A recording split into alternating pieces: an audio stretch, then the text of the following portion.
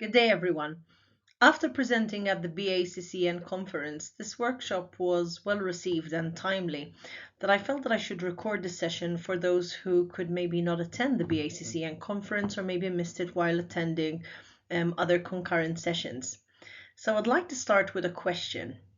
Have you ever published a post or an article that you were really proud of, only to feel that hardly anyone ever saw it? You're not alone. Visibility is one of the biggest challenges researchers face today. So I'm Cassandra Sturgeon Delia, a senior lecturer at MCAST in Malta and part of the social media team at the Nursing and Critical Care Journal. And my work focuses on educational technology and generative AI. And today I'll be sharing some practices and strategies to help you amplify your research and your visibility and hopefully reach those audiences who matter the most. So as researchers, we put so much effort into our work, but too often it stays hidden behind paywalls or only reaches a small academic circle. The real impact comes when our findings are seen, they're shared, and they're used by our peers, by clinicians, by policymakers, and even by the patients and families themselves. This workshop is about making your research speak louder, more ethically and intentionally. And over the next few slides, we're going to explore why visibility matters and look at the real examples of how we at the Nursing and Critical Care Journal have been using AI and also other strategies to try and enhance our own our research. And at the end, I hope you'll feel more confident in not just sharing your own research, but also amplifying it so that it reaches the audiences who you need it to reach the most. So publishing in journals is essential, but it's no longer enough if we want our research to have impact. Right now, more than 5.2 billion people, that's over half the world, are using social media, with over 200 million joining last year. So on average, people are spending more than 2 hours a day on these platforms. So digital media lets us extend our reach far beyond academic paywalls. It connects us not only with our peers in real time, but also with patients, families, policymakers, and the wider public who are directly affected by our findings. So for critical care, this is especially important. Having communication, trust, visibility can change outcomes. So digital media isn't just about promotion, it's about a knowledge translation, making sure that what we discover informs practice, sparks collaboration, and influences change. So this is our first exercise where you can reflect on current practices of sharing research or findings. So think about what platforms you're currently using. Maybe you're using some type of social media platform like X or Facebook. Maybe you're using some type of researcher platform like ResearchGate. Maybe you're still relying on institutions and journals, or maybe you're not doing any promotion at all. Remember that there's no right or wrong answer. So the point of this exercise is awareness. So this should be your baseline. And by the end of this session, hopefully you'll have new tools to move some of those challenges into strengths. This is where you can stop the video to do your reflection and then press play when you're ready. So now we've seen where we are now. Some of us maybe are already using type of social media platforms, maybe others are using academic platforms, maybe others less so. Let's take a look at the spaces where research lives online and how we can use them intentionally. So first up, we have research profiles. So these are more like profiles or researcher IDs rather than platforms. Example of these are Google Scholar, ORCID, Scopus ID by Elsevier System, Publins by Claviate's Web of Science, which is integrated with Researcher ID. They don't operate as an interactive social platform, but they serve more as a curated profile of a researcher's output, of a researcher's citations and identity. So these are not networking sites, but they're more curated research identities, and they don't have the same community feel. So next up, we have academic networking platforms, and these platforms are often described as the social networks for researchers. They go beyond simply listing your publications. They allow you to connect with other scholars, to follow their work, to share your own research, and also sometimes to upload preprints or full text articles. The most widely used are ResearchGate and also academia.edu. But there are others like Mendeley's Community and also Loop by Frontiers. The benefit of these platforms is visibility and interaction. So colleagues in your field can discover your work, they can ask questions, and you can build a community around your research. But one thing to keep in mind is that while they are popular, they don't always replace official repositories or identifiers. So it's good to use them in combination with profiles like ORCID or your institutional repository. So speaking of institutional repositories are digital archives which are managed by universities or research institutions where staff, students can deposit their publications, their dissertations, and sometimes even their datasets. To give you one example, there's Pure Repository, which is also known as Pure, and this is widely used across European institutions. Another is DSpace, which is an open source repository software which is used by many universities globally. Your publications, your conference papers, and sometimes even your data sets are deposited into these repositories, making them openly available, often under an open access policy, which can be harvested by Google Scholar and also other index services, making the institutional repository visible, credible, and very importantly, discoverable. So beyond academic specific spaces, many researchers are now turning to general social media platforms. LinkedIn is one of the most professional of these, where you can share publications, you can network with the industry, and you can also build collaborations. X, or previously known as Twitter, has traditionally been popular for academics because of the hashtags, the live tweeting at conferences, and also the joining of the topical conversations. Facebook is less formal but is still useful for research groups or public outreach, and newer platforms such as Blue Sky are slowly gaining traction as alternatives. Then we also have the visual and the video-based platforms such as YouTube, TikTok, Instagram, and Threads. And these are particularly powerful if you want to reach audiences beyond academia, such as patients, practitioners, or the general public, which can be especially valuable in healthcare and educational research. So the key takeaway here is to choose the platform that matches your audience. LinkedIn and Twitter for maybe academics and peers, YouTube and TikTok if you want to reach the wider community. So once we know where to showcase our research, the next question is how to make our voice louder. This is where generative AI tools can help. AI can assist us in repurposing our research outputs. To give you an example, transforming a published article into a plain language blog post or a LinkedIn update or even a short video script. It can help us adapt our message for different audiences. For example, writing one version for our fellow researchers and another version for practitioners or patients or just the general public. So another strength of using AI is discoverability. AI can help us identify the right keywords, create engaging summaries, or draft an abstract, which can make our work more searchable online. And importantly, AI can support us in keeping a consistent online presence, generating drafts or posts or content ideas. Of course, this must always be done ethically and transparently, so AI should amplify our voice but not replace it. So the research expertise, the researcher's nuances and responsibility always has to come first. So now we've just looked at different platforms where we can share our research, from academic identifiers to social media channels. But having a platform isn't enough. What really matters is how we use it. And this is where generative AI can act as a bridge. Platforms provide the stage, but AI can help us craft, adapt, and amplify our message, ensuring our research is not only visible, but it's also engaging and accessible to the right audiences. So now let's explore some real examples of how we use AI in the nursing and critical care social media strategy. So first up is AI-generated micro-narratives. So we've used AI to create micro-narratives, which are short story-like posts that capture the essence of a research article or a message or a reflection in a way that's engaging and accessible. So instead of having a dry abstract or a long explanation, you can get a concise snippet that draws the reader in, making the content more relatable and memorable. What we can see here is a Sunday post that is meant to be reflective and supportive to our critical care nurses. Next up, we have AI generated images.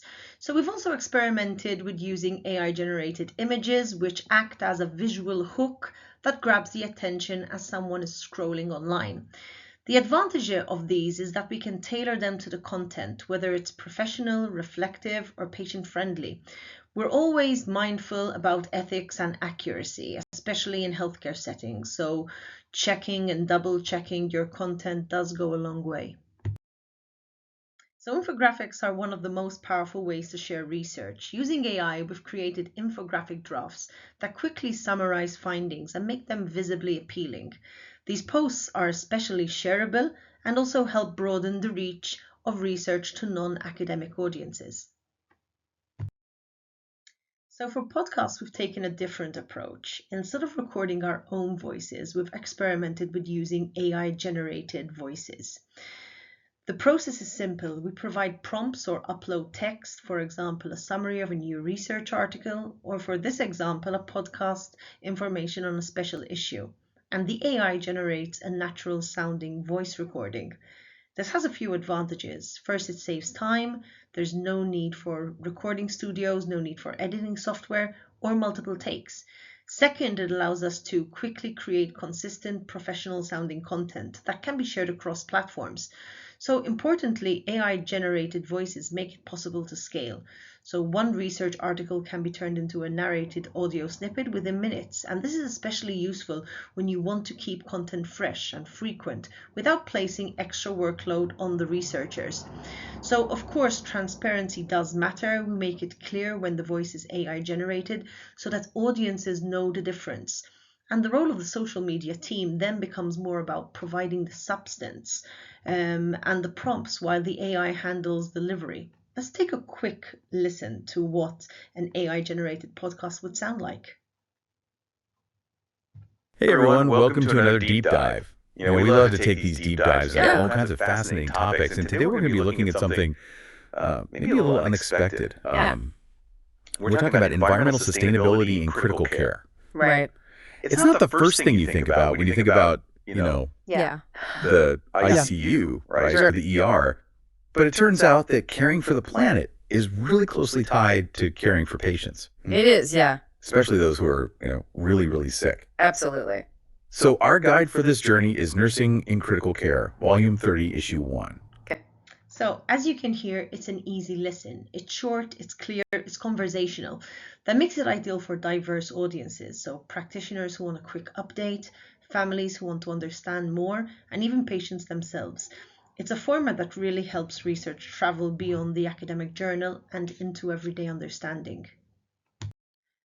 So not all our content is AI generated. Some of our most engaging posts come directly from our community of editors and authors. Here, for example, is a video created by one of our guest editors and now one of our editors, Peter Nadal. He recorded this for the upcoming special issue, Humanizing and Elevating Critical Care. This kind of content is powerful because it's authentic, it's personal, and directly connects the audience with the people behind the research. Let's take a quick look at Peter's video.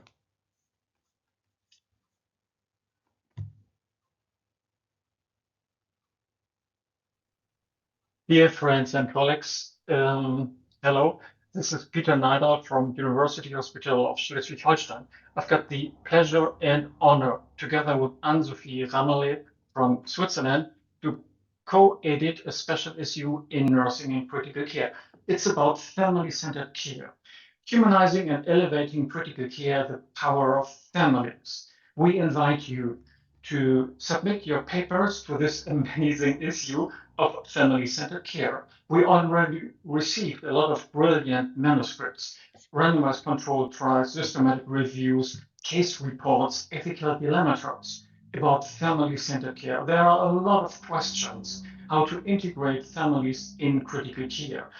And if you have any idea about a research question, if you performed a quality improvement project, or if you want to report a short improvement in your ICU, please submit your paper to Nursing in Critical Care. We welcome you to the team of authors in this special issue, and we want to celebrate, improve, and raise the safety of families in critical care. So please submit your paper. You will find it here on the QR code and go to nursing and critical care and submit your papers. Thank you very much, and I hope to see your manuscript soon in nursing and critical care.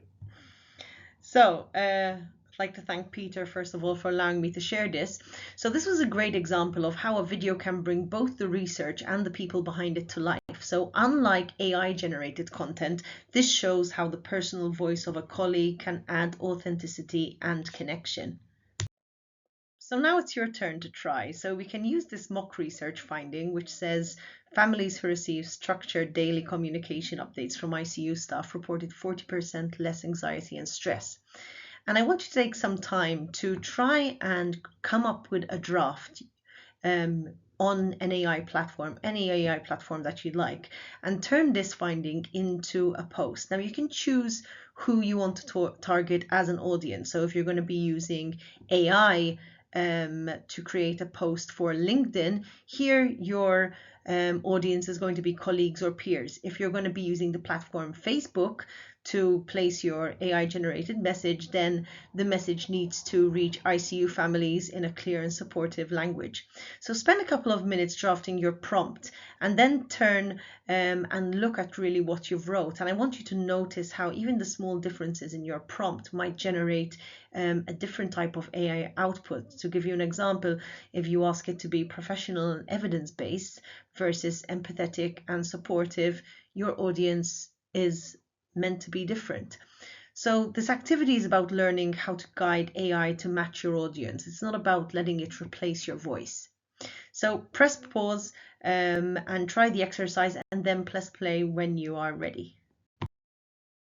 So now we've just seen how AI can help us reach our audiences through posts, podcasts, and also infographics. But how can you take this forward in your own research, whether you're working alone, in a team, or within an organization? Here are some strategies. So as individuals, visibility starts with how we write. A clear title, a clear abstract, using strong keywords, ensuring your paper is discoverable. Going open access where possible widens your reach. More eyes on your work means more possible citations. And beyond publishing, visibility requires engagement. So deposit your preprints, share datasets, post summaries on LinkedIn, and maintain an ORCID so that your work is correctly attributed. And don't underestimate informal writing. Blogs, infographics, and even short explainer videos can make your research accessible to new audiences. And finally, contributing as a peer reviewer not only strengthens the academic community, but also builds your credibility and positions you as a trusted voice in your field. In research teams, the collective story matters. So highlighting milestones, new projects, grants, collaborations, this signals activity and also momentum. Rotate who posts, PhDs, postdocs, senior staff, they all bring a different voice. And collaborations across disciplines not only make for richer research, but also expand your citation networks. Groups can also use creative media, podcasts, visual abstracts, AI-enhanced infographics to showcase findings in ways that reach beyond just journals. And don't forget to celebrate your collaborations by tagging your partners and institutions. This does extend your visibility far wider. And at an organization level, visibility is about building a culture and infrastructure. Institutions can frame research within their mission and societal impact, making it relevant to the broader audiences. Providing training and support in social media, AI tools, and also communication empowers researchers to amplify their own work. And branding, consistent visuals, hashtags, messaging, this helps create recognition and trust. So organizations can also spotlight success stories, their awards, their key talks, or special issues. And crucially, they should invest in sustainable visibility, which means keeping communication alive between the big publications.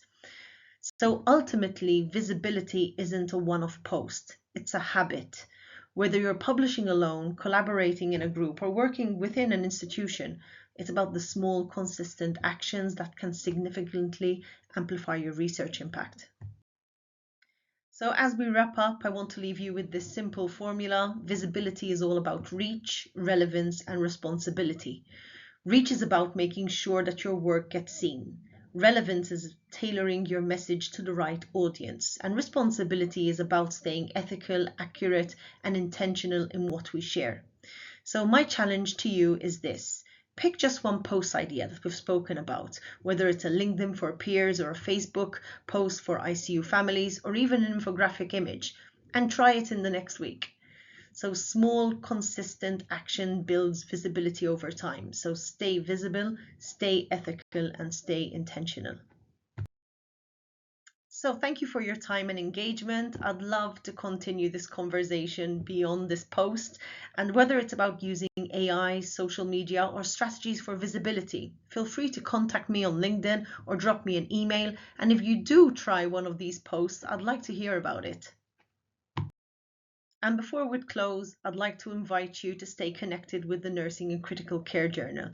So you can either follow us on one or more of our social media platforms. So please do subscribe, follow, and share. It's the easiest way to keep visibility alive in your own practice, and we'd love to have you as part of our community. So do give us a follow and subscribe to, as I said, one or all of these platforms. Thank you.